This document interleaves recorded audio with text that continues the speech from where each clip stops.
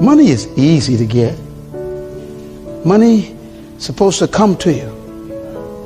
So if it keeps moving away from you, it is telling you something you can't manage.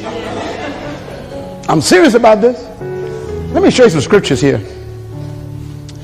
Because God does not encourage waste. And that's God's problem with most of us. We don't manage. We waste things. I put it to you this way. The reason why God created tithing has nothing to do with giving God money. Can I say it again? Yes. Just for the CD purpose? Tithing has nothing to do with giving God money. God doesn't need nothing from you. You couldn't even give God nothing. Everything on the earth already belongs to God. He don't need nothing from us. So when God sets something up, it's not because he needs it. Come on. Tithing and offerings is God's management training program for mankind. Boy, this is so important. God doesn't need a penny from us. And yet he tells us 10% of everything is mine. We only think of money. And that's our problem. If you get 10 pairs of shoes, one of them ain't yours. If you get 10 dresses, one of them ain't yours. If you bought 10 oranges, one of them is not yours.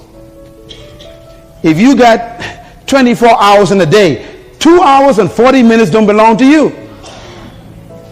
I ain't got no time to pray. What are you talking about? You got 2 hours and 40 minutes that don't belong to you.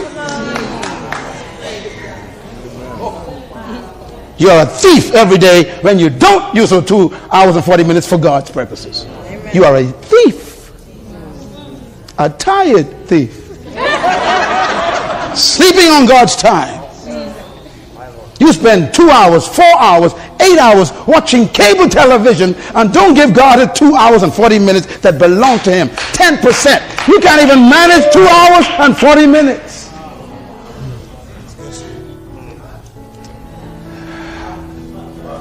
You're trying to get money. It ain't money ain't your problem. Management is your problem. God could any time of day command you to give the dress away in your closet. One of them ain't yours.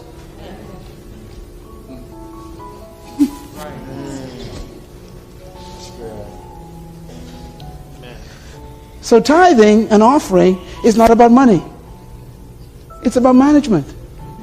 Can you consistently, God says, put aside 10% of everything for my purposes? That's tithing. Can you consistently? Now, let me tell you something. Listen to me. 100% of everything belongs to God. What did I say? 100% of everything belongs to God. No. Say it again. What did I say? 100% of everything belongs to God. Okay. So, God blesses you with a paycheck of $1,000. How much of that belongs to God? Okay, you're doing good. You're smart. Now, how much did God say to put aside for his work?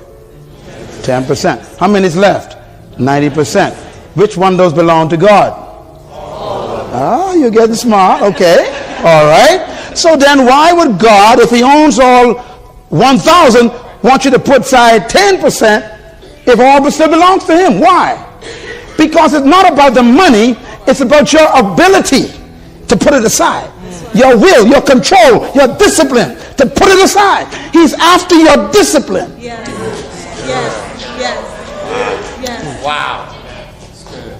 If you can manage the 10% properly, then he is happy to trust you with the 90% that's left.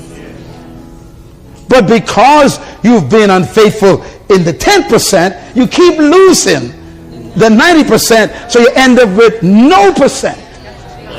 That's why you're broke. And so you tell God, I can't pay tithes this week. Things tough. We're in crisis right now, God. You got to figure this out. Things too rough. And God is saying, what are you talking about? Your salvation is in the tithe. Come on, come on. Wow.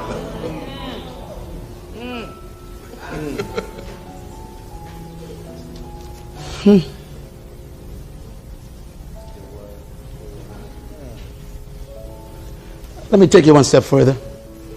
This is what tithing does to you. Number one, what's the first word? Accountability. Write it down. Now, each one of these words is management. If you keep paying your tithes and giving your offering, you automatically first become accountable. What's the second word? Discipline. Discipline. For you to put that aside every single time, it takes control. What's the third word? Honesty. Honesty. For you to be a tither, that means no one's watching except God. And he knows if you're paying it or not. You can lie to everybody else, but God knows if you're paying 10%. That means it makes you honest. And managers must be honest. What's the fourth word? Diligence. Diligence. Diligence means that you work at it constantly to make sure you don't steal that 10%. That's what managers are supposed to do. What's the next word? Oh my God. That's what's wrong with managers. They are unfaithful. And it takes faithfulness to tithe. What's the last one? Trustworthiness. Trustworthiness. For you to manage a tithe, God got to trust you every time. I just gave you the characteristics of a manager. They are accountable. They are honest. They are diligent. They are faithful. They are trustworthy.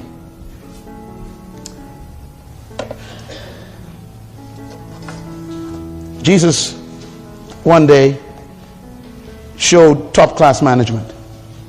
One day he had 5,000 people in a field, and they were all hungry, and there was, they say, plus women and children, so they must have had about 12,000, and he is about to distribute some resources to them.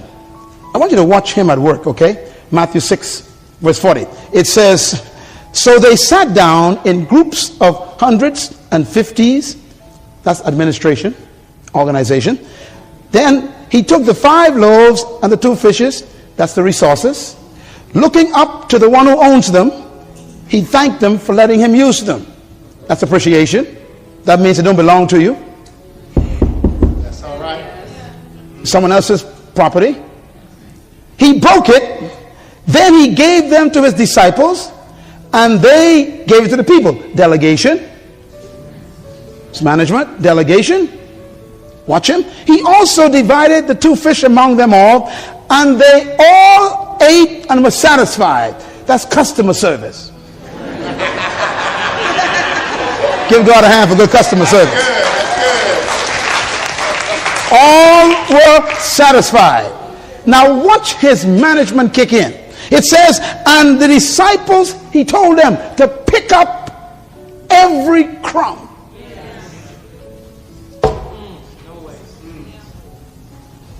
Ladies and gentlemen, I want you to imagine this.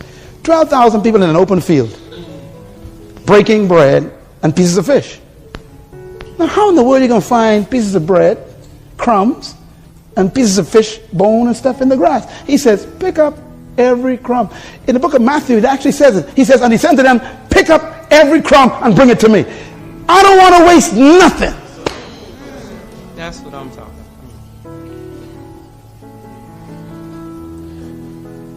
This country is built on a culture of waste.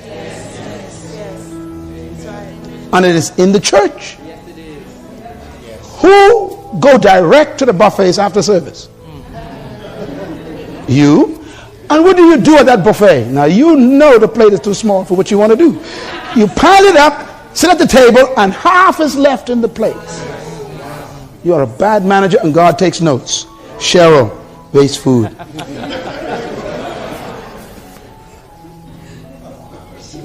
That ain't funny. He made them pick up the crumbs. It was not the crumbs that were important. It was the lesson he was teaching. You don't waste the crumb. When we started our ministry, we had a building a little smaller than this. Man, I would teach as if I was teaching to 1 million people. We had our one camera set up in the center, and we would clean everything.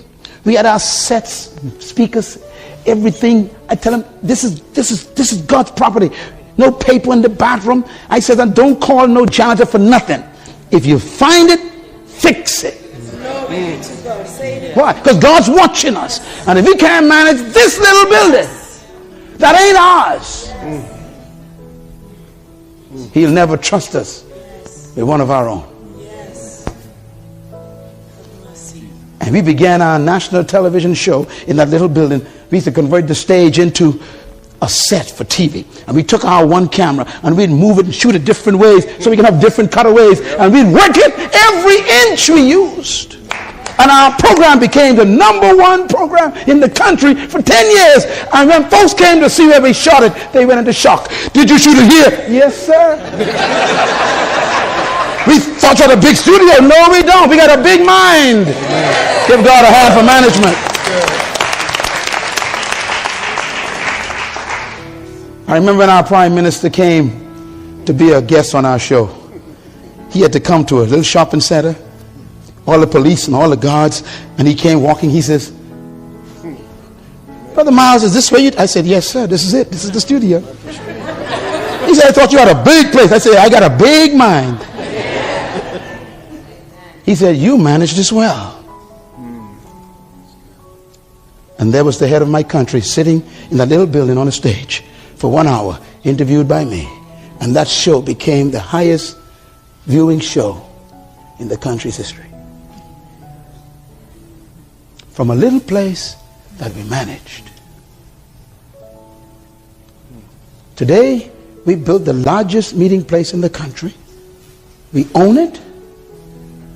We have block-to-block property. The whole block is ours. We own 57 acres on the beach. When you are faithful over another man's property, God will give you property of your own. I want to say to Grace Church, make this as if it's yours.